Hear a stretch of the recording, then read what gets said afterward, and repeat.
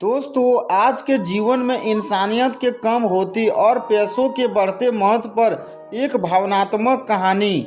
इंसानियत पर कहानी। अमित और रिया की शादी को 3 साल हो चुके थे। उनके घर में अमित, रिया और अमित की माँ ही थी। अमित की माँ थोड़े पुराने ख्यालों की थी, लेकिन उन्होंने कभी भी रिया के रहन सहन पर कोई सवाल नहीं उठाया था। अमित और रिया की शादी रिश्तेदारों ने ही करवाई थी, इसलिए उन्हें एक दूसरे की जिंदगी के बारे में ज़्यादा कुछ पता नहीं था। उनके सपनों एक दूसरे से कुछ मेल खाते थे और आज वो अपने सपनों का घर बनवा रहे थे। घर पर काम करने वालों सारे आदमी बहुत खुशी घर बनाने का काम कर रहे थे।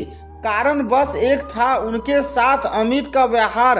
अमित उनके साथ बिल्कुल घर के सदस्य जैसा व्यवहार करता था। उनके साथ चाय पीने बैठ जाता, कभी उनके लिए पानी ले जाता और कभी गुजरे हुए जमाने की बातें करने लगता।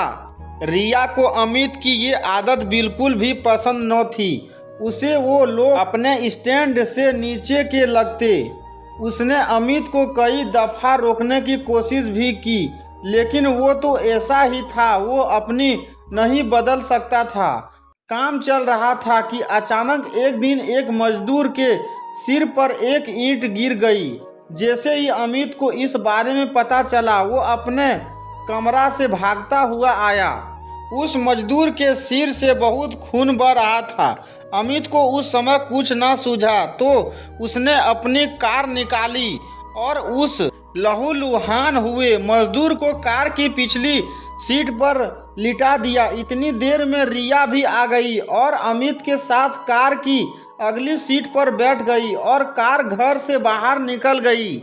तुम पागल हो गए हो क्या? हमारी नई गाड़ी पर इसे लेकर जा रहे हो? रिया ने खून से गंदी होती बैक सीट को देखते हुए अमित से कहा। रिया के चेहरे पर चिंता साफ झलक रही थी, लेकिन अमित ने उसकी चिंता की परवाह न करते हुए गुस्से में बोला, हाँ, पागल हो गया हूँ मैं। क्या जानती क्या हो तुम मेरे बारे में? उन्हें पता भी है। इतना कहकर अमित एकदम चुप हो गया। रिया कुछ सुनना चाहती थी जो अमित ने कहा ही नहीं था। कुछ देर कार में सन्नाटा था, बस सड़कों पर चल रही गाड़ियों के हॉर्न और हवा की सरसराहट की आवाज ही आ रही थी। क्या नहीं जानती मैं तुम्हारे बारे में? आखिर क्या है ऐसा जो तुम्हारे दिल में है?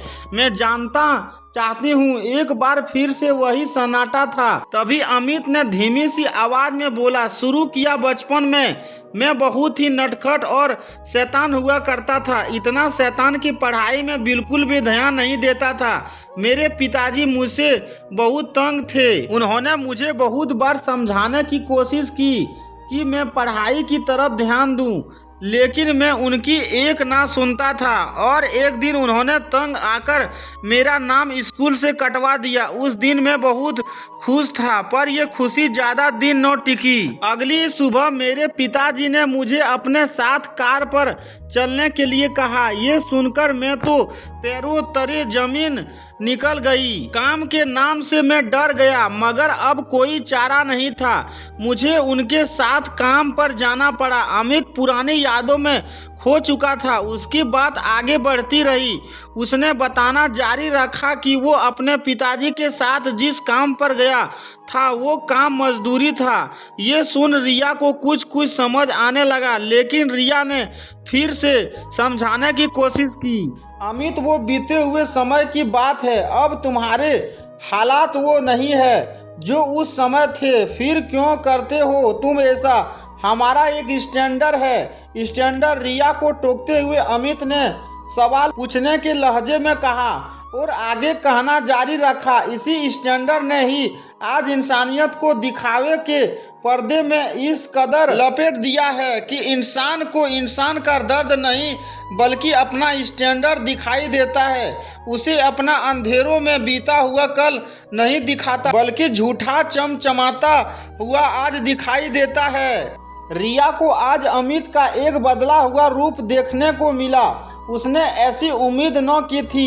घर में ऐसे मामलों पर कभी छोटी मोटी बहस हुआ करती थी, लेकिन आज तो बात साफ होने पर थी। आखिर कौन किसके हिसाब में चलेगा, आज इसका फैसला आने वाला था। इसे दिखावे के कारण मैंने अपने पिता को खो दिया।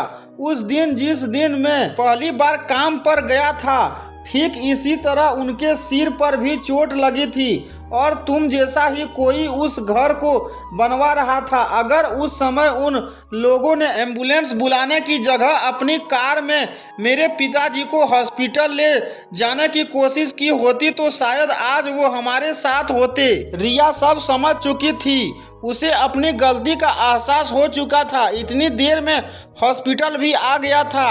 अमित ने कार हॉस्पिटल के गेट के आगे रोकी और उसी वक्त रिया कार से उतरकर मदद मांगने के लिए अंदर चली गई। कहानी यहीं खत्म नहीं होती। अमित के पिता के मरने के बाद उसके काम के पहले दिन ने ही उसका भविष्य तय कर दिया था, मगर उसे अपना ये भविष्य मंजूर न था।